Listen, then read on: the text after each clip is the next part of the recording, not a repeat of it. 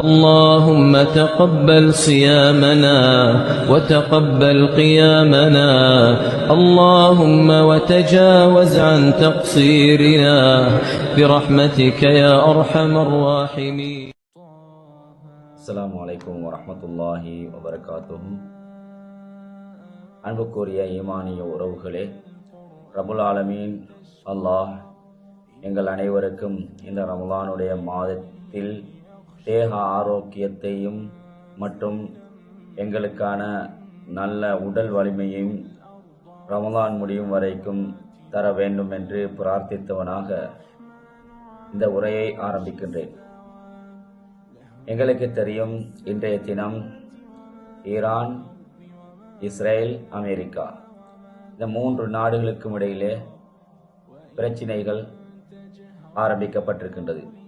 ஆங்காங்கே மிசைல்களும் ஆங்காங்கே ஏவுகணைகளும், பொதுவாக வளைகுடா நாடுகளுக்கு ஈரான் மூலமாக எல்லா நாடுகளுக்கும் மிசைல் அனுப்பப்பட்டு, அதாவது அமெரிக்கன் பாதுகாப்பு தளங்கள் எங்கே இருக்கின்றதோ அங்கெல்லாம் மிசைல் அனுப்பப்பட்டு ஒரு பதட்டமான ஒரு சூழ்நிலை இருப்பதை நாங்கள் எங்களுடைய கண்களால் பார்த்து கொண்டிருக்கின்றோம், காதுகளால் கேட்டுக்கொண்டிருக்கின்றோம். அன்புக்குரிய உறவுகளே, இந்த பிரச்சினையை தணிய வேண்டும். ரமலானுடைய மாதத்தில் இப்படியான ஒரு கொடூரமான பிரச்சினை ஆரம்பிக்கப்பட்டிருக்கின்றது. இந்த பிரச்சினையை தணிய வேண்டும். ஏன் காரணம் என்றால், எங்களுடைய நாட்டைச் சேர்ந்த எத்தனையோ உறவுகள், எங்களுடைய குடும்பத்தைச் சேர்ந்தவர்கள், எங்களுடைய பிள்ளைகள், எங்களுடைய கணவன்மார், எங்களுடைய பெண்கள், இப்படியாக எங்களுடைய ஊர் மக்கள், எங்களுடைய நாட்டவர்கள், எத்தனை லட்சக்கணக்கான மக்கள் அங்கு வளைகுடா நாடுகளில் தொழில் நிமித்தமாக சென்றிருக்கின்றார்கள். எனவே சுமூகமான ஒரு நிலை அந்த நாடுகளில் உருவாக வேண்டும்.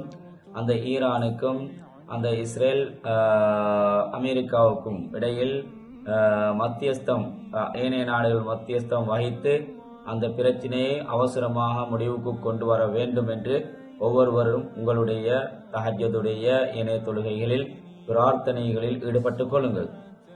நாங்கள் கணித்துக்குரிய சகோதரிகளே, அன்புக்குரிய உறவுகளே, நாங்கள் ரமலானுடைய மாதத்தில் முதலாவது பகுதியை கழித்துவிட்டு 2வது பகுதியான மக்ஃபிரத்துடைய பகுதியிலே நாங்கள் இருந்து கொண்டிருக்கின்றோம். முக்கியமாக எங்களுக்கு இபாதத்துக்களை அல்லாஹ் அறிமுகப்படுத்தி தந்திருக்கின்றான். உதாரணமாக தொழுகை, அதே போன்று நோன்பு, அதே போன்று ஜக்காத், அதே போன்று ஹஜ்ஜி, அதே போன்று ஏனைய திக்ருகள், அதே போன்று சதக்கா, இப்படியான தர்மங்களை அல்லாஹ், இப்படியான இபாதத்துக்களை அல்லாஹ் எங்களுக்கு தந்திருக்கின்றார். இந்த இபாதத்துக்களை நாங்கள் செய்ய வேண்டும். இந்த இபாதத்துக்களில் ஒருபோதும் நடிக்க முடியாது. தொழுவது போன்று நடிக்க முடியாது, நோன்பு பிடிப்பது போன்று நடிக்க முடியாது, ஹஜ்ஜி செய்வது போன்று நடிக்க முடியாது, ஜக்காத் கொடுப்பது போன்று நடிக்க முடியாது. ஆனால் ஒரே ஒரு இபாதத்துக்கு நடிக்க முடியும். அதுதான் கண்ணீர் என்று சொல்லக்கூடிய, அழுகை என்று சொல்லக்கூடிய ஒரு இபாதத். அழுகையும் ஒரு இபாதத். நபி ஸல்லல்லாஹு அலைஹி வஸல்லம் அவர்கள் சொன்னார்கள், உபுக்கு, நீங்க அழுங்க, பன்மையாக சொன்னார்கள், நீங்கள் அழுங்க. ஃபஇல்லம் தபுக்கு, உங்களுக்கு அழுக வரலையா, உங்களுக்கு அழ முடியாதா, கண்ணீர் வராதா, ஃபதபாக்கு, நீங்கள் அழுவது போன்று நடியுங்கள், கண்ணீர் வடிப்பது போன்று நடியுங்கள் என்பதாக நபி ஸல்லல்லாஹு அலைஹி வஸல்லம் அவர்கள் சொல்லி காட்டினார்கள். அழுகை என்பது ஒரு உணர்வு பூர்வமான ஒரு அமல். அழுகை என்பது ஒரு உணர்வு பூர்வமான அமல். இந்த அழுகையின் மூலமாக, இந்த கண்ணீரின் மூலமாக எங்களுக்கு முன்னால வாழ்ந்த சமூகம், அதே போன்று எப்பொழுது வாழக்கூடிய எங்களுக்கு மத்தியிலே வாழக்கூடிய அதிகமான நல்லடியார்கள் இந்த அழுகையின் மூலமாக, இந்த கண்ணீரின் மூலமாக பல விடயங்களை சாதித்திருக்கின்றார்கள். ரசூலுல்லாஹி ஸல்லல்லாஹு அலைஹி வஸல்லம் அவர்கள் சொன்னார்கள், அனீனுல் முذنبீன் அஹப்பு இலைய மின் ஸஜிலில் முஸப்பிஹீன். அதாவது பாவம் செய்தவர்களுடைய, குற்றம் செய்கிறவர்களுடைய, தவறு செய்தவர்களுடைய ஏங்குதல், தவிப்பு இருக்கின்றதே, அஹப்பு இலை, எனக்கு மிகவும் விருப்பமானது, மின் ஸஜிலில் முஸப்பிஹீன், அதாவது தஸ்பீ செய்பவரை விடவும் எனக்கு இந்த ஒரு குத்தம் செஞ்சு விட்டு ஏங்குகின்றாரே, தயங்குகின்றாரே, கண்ணீர் வடிக்கின்றாரே, அவரை நான் விரும்புகின்றேன் என்று ரசூலுல்லாஹி ஸல்லல்லாஹு அலைஹி வஸல்லம் அவர்கள் சொல்லி காட்டினார்கள். கண்ணியத்துக்குரிய நேயர்களே, உங்களுக்கு இன்று கேட்கப்படக்கூடிய 36வது வினா ஜகாத் சதகா இரண்டுக்கும் இடையில் உள்ள வித்தியாசம் என்ன? ஜகாத் சதகா இரண்டுக்கும் இடையில் உள்ள வித்தியாசம் என்ன? 37வது வினா, இரண்டு விடயங்களை கொண்டு உதவி தேடுமாறு இறைவன் குறிப்பிடுகின்றான், அல் குர்ஆனில் குறிப்பிடுகின்றான். அந்த இரண்டு விடயமும் யாவை? இரண்டு விடயங்களை கொண்டு உதவி தேடுமாறு இறைவன் குறிப்பிடுகின்றான். அந்த இரண்டு விடயங்களும் யாவை? எனவே அன்புக்குரிய சகோதரர்களே, இப்ப எங்களுக்கு என்னன்னா, கல்பு இருட்டாகி போய், கல்பு இருள் சூழ்ந்து, கண்ணால கண்ணீர் வருவதில்லை. ஒரு துளி கண்ணீர் வாரத்துக்கு எவ்வளவு கஷ்டப்படணும். எங்களை விட மூத்தவங்க, எங்களை விட மூத்த பெண்கள், மூத்த ஆண்கள், வயதில் மூத்தவர்கள் எவ்வளவு கண்ணீர் வடித்திருக்கின்றார்கள், எவ்வளவு கண்ணீர் வடிக்கின்றார்கள். ஆனால் இப்ப வாழக்கூடிய எங்களுக்கு கண்ணீர் வருவதில்லை. சகோதரர்களே, ரசூல் மூத்தவங்க, எங்களை விட மூத்த பெண்கள், மூத்த ஆண்கள், வயதில் மூத்தவர்கள் எவ்வளவு கண்ணீர் வடித்திருக்கின்றார்கள், எவ்வளவு கண்ணீர் வடிக்கின்றார்கள். ஆனால் இப்ப வாழக்கூடிய எங்களுக்கு கண்ணீர் வருவதில்லை. சகோதரர்களே, ரசூலுல்லாஹி ஸல்லல்லாஹு அலைஹி வஸல்லம் அவர்கள் சொன்னார், ஒரு கண்ணீருடைய பொறுமதி, கண்ணீர் சொட்டுடைய பொறுமதி, மாமின் முஸ்லிமின் யக்ருஜு மின் ஐனைஹி துமூஉம் மின் கஷியத்தில்லாஹ், எந்த ஒரு முஸ்லிமுடைய அல்லாஹ்வின் பயத்தின் காரணமாக கண்களிலிருந்து கண்ணீர் வருகின்றதோ, வலவ் கான மிஸ்லு ரஅஸித் துபாப், ஒரு கொசுவுடைய தலையளவு, ஒரு கொசுவுடைய தலையளவாக இருந்தாலும் சரி, ஃபதுஸீபு ஷைஅன், அது ஒன்றை உண்டாக்குது, ஃபதுஸீபு ஷைஅன், அது ஒன்றை உண்டாக்குது, இல்லா ஹர்ரமல்லாஹு அலன்னார், அல்லாஹ் நிச்சயமாக அந்த கண் துளியுடைய பிரயோசனம் என்ன தெரியுமா? அவருக்கு நரகத்தை ஹராமாக்கி விடுகின்றார் என்று நபி ஸல்லல்லாஹு அலைஹி வஸல்லம் அவர்கள் சொல்லி காட்டினார்கள். அவ்வளவு கண்ணீர் துளியுடைய பெருமதி இருக்கின்றது. நாங்கள் இன்றைக்கு கண்ணீர் வடிக்கின்றோமா?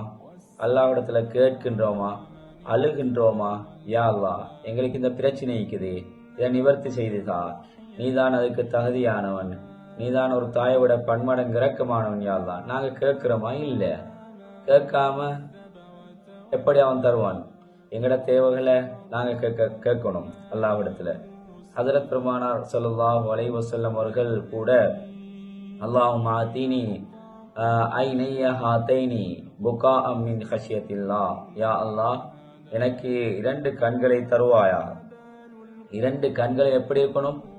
அந்த இரண்டு கண்களும் புகாஅன் மின் கஷியத்தில்லாஹ், அல்லாஹ்வுடைய பயத்தின் காரணமாக அழக்கூடிய கண்கள், அழக்கூடிய கண்களை தருவாய். இரண்டு கண் அவருக்கு இருக்கின்றது. எப்படி கேட்டார்கள்? அல்லாஹ்வுடைய பயத்தின் காரணமாக அழக்கூடிய இரண்டு கண்களை தருவாயாக என்றுதான் கேட்டார்கள். அப்படியான துஆக்களை நாங்கள் கேட்க வேண்டும். அப்படியாக அழக்கூடிய மக்களாக இருக்க வேண்டும். எங்களுக்கு தேவையான அனைத்து விடயங்களையும் தொழுகையின் மூலமாக அல்லாஹ்விடத்தில் அழுது தொழுது கண்ணீர் வடித்து கேட்கக்கூடியவர்களாக நாங்கள் இருக்கணும். அதே போல இரஹமு மன் ஃபில் அர்லி யர்ஹமுக்கும் மன் ஃபிஸ் ஸமா, நீங்கள் பூமியில் உள்ளவர்களுக்கு இரக்கம் காட்டுங்க, வானில் உள்ளவர்கள் உங்களுக்கு இரக்கம் காட்டுவார்கள் என்று நபி ஸல்லல்லாஹு அலைஹி வஸல்லம் அவர்கள் சொல்லி காட்டினார்கள். கணவன் மனைவிக்கு அழுது தொழுது துஆ செய்ய வேண்டும். அதே போன்றோ மனைவி கணவனுக்கு அழுது கண்ணீர் வடித்து துஆ செய்ய வேண்டும். கணவனுடைய ஹிதாயத்துக்காக, மனைவியுடைய ஹிதாயத்துக்காக கணவனும் மனைவி அழுது தொழுது துஆ செய்ய வேண்டும், கண்ணீர் வடித்து துஆ செய்ய வேண்டும். அதே போல பிள்ளைகளுடைய ஹிதாயத்துக்காக, பிள்ளைகளுடைய நேர்வழிக்காக பெற்றோர்கள் தாயின் தந்தையின் துஆ செய்ய வேண்டும். பிள்ளைகள் பெற்றோர்களுடைய ஹிதாயத்துக்காக துஆ செய்ய வேண்டும். இப்படியான ஒரு சமூகத்தை நாங்கள் கிரியேட் பண்ண வேண்டும். இப்படியான ஒரு சமூகத்தை நாங்கள் எங்களுடைய சமூகத்திலே உருவாக்க வேண்டும். அப்படியான ஒரு சமூகத்தை தான் ரசூலுல்லாஹி ஸல்லல்லாஹு அலைஹி வஸல்லம் அவர்கள் உருவாக்கினார்கள். இன்னும் ரசூலுல்லாஹ் சொன்னார்கள், ரஜுலுன் ஸக்கரல்லாஹு ஹாலியன் ஃபஃபாலத் ஐனாஹு, அதாவது மின் கஷியத்தில்லாஹ், அல்லாஹ்வுடைய பயத்தின் காரணமாக அவனுடைய கண்கள் தனிமையிலே அழுகின்றது. அப்படிப்பட்ட மனிதர்களுக்கு அல்லாஹ் கியாமத்துடைய நாளிலே அவனுடைய 7 கூட்டத்தார்களுக்கு கொடுக்கக்கூடிய நிலையிலே அவனுக்கும் அந்த அல்லாஹை பற்றி கவலைப்பட்டு அழுது கண்ணீர் சிந்திய மனிதனுக்கும் அல்லாஹ் அவனுடைய நிழலை கொடுக்கின்றான் என்று ஹஜ்ரத் பெருமானார் ஸல்லல்லாஹு அலைஹி வஸல்லம் அவர்கள் சொல்லி காட்டினார்கள். எனவே அன்புக்குரிய சகோதரர்களே, எங்களுக்கு அல்லாஹ் துஆ என்று சொல்லக்கூடிய ஆயுதத்தை தந்திருக்கின்றான். அத்துஆ சிலாஹுல் முஃமின், துஆ என்பது ஒரு முஃமினுடைய ஆயுதம் என்பதாக நபி ஸல்லல்லாஹு அலைஹி வஸல்லம் அவர்கள் சொல்லி காட்டினார்கள். எனவே நாங்கள் துஆ கேட்டு எங்களுடைய தேவைகளை அல்லாஹ்விடத்தில் பெற்றுக்கொள்ளக்கூடிய சமூகமாக மாற வேண்டும். உங்களிடத்தில் இப்போது கேட்கக்கூடிய 38வது கேள்வி, நபி தாவூத் அலைஹிஸ்ஸலாத்து வஸ்ஸலாம் அவர்களின் தொழில் என்ன? குர்ஆன் நபி தாவூத் அலைஹிஸ்ஸலாத்து வஸ்ஸலாம் அவர்கள் செய்த தொழிலை பற்றி குர்ஆன் சொல்லுகின்றது. அவர் செய்த தொழில் என்ன? இலகுவான வினாக்கள். 39வது கேள்வி, ஒரு நபியின் 2 மகள்மார் தண்ணீர் எடுக்க சென்ற விடயத்தை குர்ஆன் பேசுகின்றது.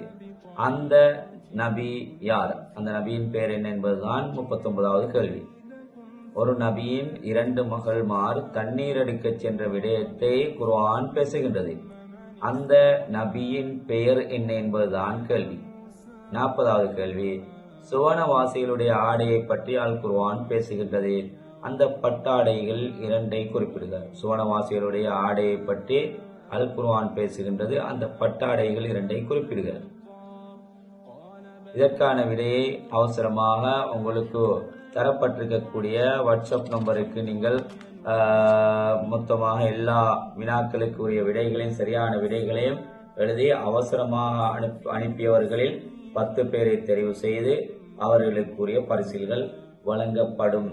எனவே அவசரமாக உங்களுடைய விடைகளை 40 கேள்விக்கும் விடைகளை எழுதி வைத்துக் கொள்ளுங்கள்.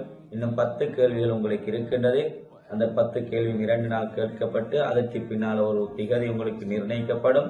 அந்த திகதிக்கு முன்னால உங்களுடைய விடைகளை நீங்கள் அனுப்பி வைத்தால் முதலாவது அனுப்பக்கூடிய அதிர்ஷ்டசாலிகளுக்குத்தான் பரிசில்கள் குலுக்கல் முறையில் வழங்கப்படும் என்பதை நான் உங்களிடத்தில் பணிவன்போடு வேண்டிக் கொள்கிறேன். அஸ்ஸலாமு அலைக்கும் வரஹ்மத்துல்லாஹி வபரகாத்துஹு.